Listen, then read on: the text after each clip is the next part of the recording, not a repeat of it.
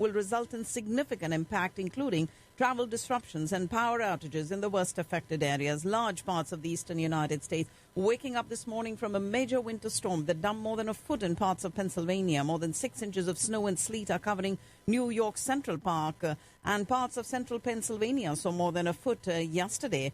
We do have the storm sweeping north, and Virginia State Police responded to approximately 200 crashes and 125 disabled or struck vehicles. It is Boston expecting 8 to 12 inches more of rain this afternoon, and New Jersey governor has declared a state of emergency and closed state offices. Snow continues to fall during a key period in the coronavirus pandemic. The United States yesterday broke records for the highest daily number of new coronavirus cases and hospitalizations reported since the pandemic began. It was also the single deadliest day yesterday. New infections hit 247,357. Hospitalizations were put at 113,069, and there were 3,656 newly recorded deaths, catapulting the country into dire terrain. The devastating numbers prove the pandemic is still running rampant within many American communities, denting the sense of hope that the rollout of the Pfizer vaccine brought to the nation this week. Another vaccine manufactured by Moderna is expected to be greenlit by the U.S. Food and Drug Administration as early as today, and it can't happen soon enough as the crisis continues to worsen. The United States setting these grim records, and Dr. Anthony Fauci, the nation's top infectious disease expert, once again urged Americans to have a low-key Christmas in a bid to curb the spread of the coronavirus and encourage people to stay at home as much as you can. Keep your interactions to the extent possible to members of the same household. President-elect Joe Biden will likely receive a COVID-19 vaccine in public next week, while Vice President Mike Pence is expected to receive his vaccine on camera tomorrow morning. From the wide open spaces of a U.S. tribal nation to urban hospital emergency rooms, doctors, nurses and delivery people are wrestling with challenges in the rollout of Pfizer and BioNTech's COVID-19 vaccine, including delays, anxiety, and keeping the drug at just the right level of cold. Health and Human Services Secretary Alex Azar told reporters yesterday that U.S. officials are engaged in active negotiations with Pfizer to purchase more of the company's COVID-19 vaccines. French President Emmanuel Macron has tested positive for COVID-19 after experiencing symptoms and is self-isolating for a week.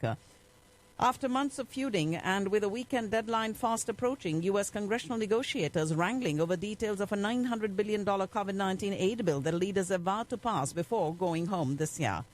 President-elect Joe Biden has introduced his one-time Democratic primary rival Pete Buttigieg as his nominee for Transportation Secretary, saying the 38-year-old can be a new voice in the fight against economic inequality, institutional racism, and climate change. Joe Biden may appoint Disney CEO Bob Iger as ambassador to China or the United Kingdom, according to Hollywood Reporter. And 12 years after being sentenced to life for selling $20 worth of marijuana to an undercover cop, Fate Vincent Winslow will walk out of Louisiana State's penitentiary today. The Justice Department plans to unseal new charges in the coming days in connection with the 1988 bombing of a Pan Am jet that exploded over Lockerbie, Scotland, killing 270 people.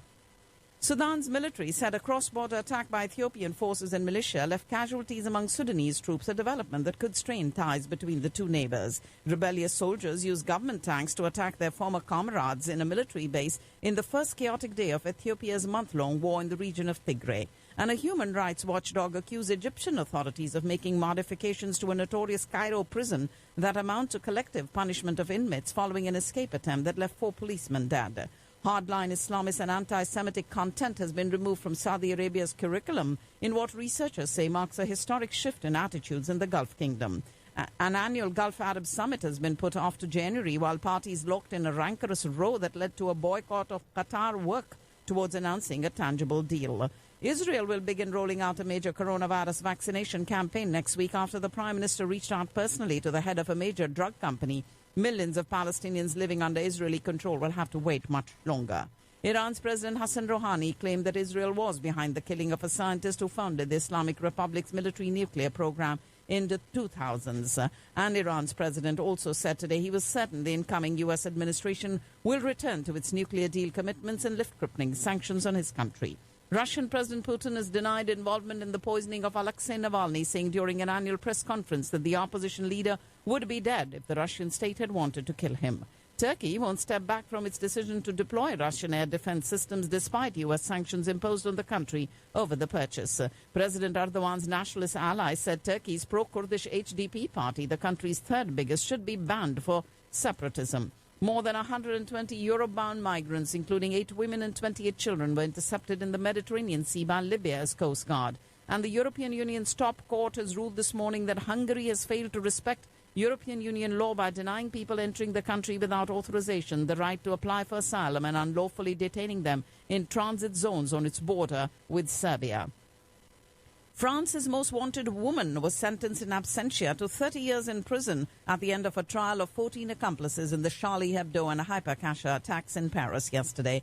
And Boris Johnson will send MPs home for Christmas in a bid to ramp up pressure on Brussels as the Brexit trade talks enter their end game. The UK will work flat out for a Brexit trade deal, and negotiators are in tunnel negotiations. But if a deal with the European Union is not possible, then the country will be prepared, according to Home Secretary Priti Patel as she spoke in London. England's COVID-19 test and trace system reached a record 92.7% of contacts for positive cases, the latest weekly statistics, as Pfizer and BioNTech's COVID-19 vaccine has been given to 140,000 people in Britain. Pope Francis urging world leaders today to divert funds used for armaments to confront problems such as the COVID-19 pandemic and ensure vaccines reach the poor and most vulnerable nations. Ladies and gentlemen, you're listening to the World News on Radio Caravan.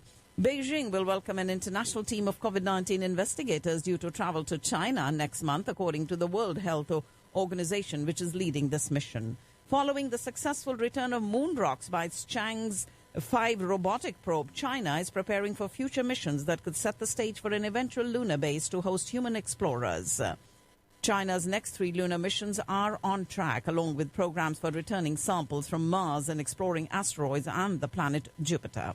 The U.S. military slammed China for failing to appear for virtual senior-level meetings slated for this week, calling this another example that China does not honor its agreements. But Beijing said the U.S. version of events distorted the facts, expressing concern over China's increasing aggression across the globe from Hong Kong, Taiwan, South China Sea and along the Indo-China border. A senior White House official has said the U.S. has stood with New Delhi during its military standoff with Beijing.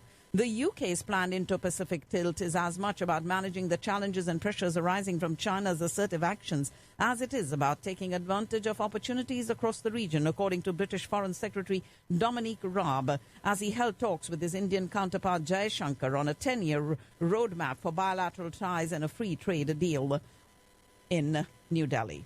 Prime Minister Modi has said that Bangladesh continues to be one of the significant pillars of India's neighbourhood first policy. Speaking at a virtual summit with Bangladesh Prime Minister Sheikh Hasina, he said his government concentrated on keeping strong relations with Bangladesh since his government came into power.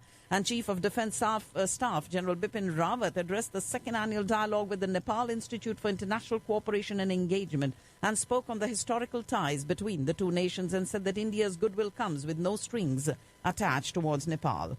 The Indian Space Research Organisation today launched the country's 42nd communications satellite named CMS-01. This is the second satellite launched by the space organisation amid the prevailing coronavirus outbreak.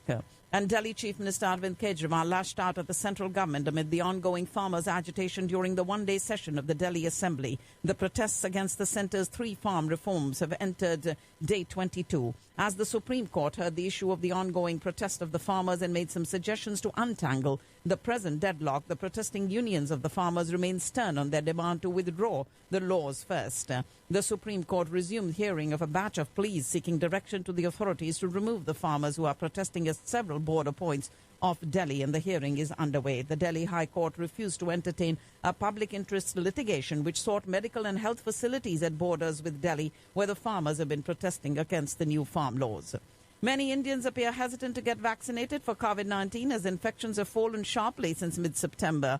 And we do have asserting that the central government must give the COVID-19 vaccine to people free of cost. The Maharashtra health minister had said that if it doesn't do so, then the state would think about distributing the vaccine for free. In this news out of Mumbai, according to the Indian Meteorological Department, a cold wave conditions likely over Punjab, Haryana, Chandigarh, Delhi, West Uttar Pradesh and North Rajasthan in the next 3 days. Australia reduced India to 233 for 6 at stumps of day 1 of the day-night test in Adelaide today. India handed a big blow in the final session of the first test against Australia in Adelaide as a terrible mix-up between Ajinkya Rahane and Virat Kohli saw the Indian captain get run out.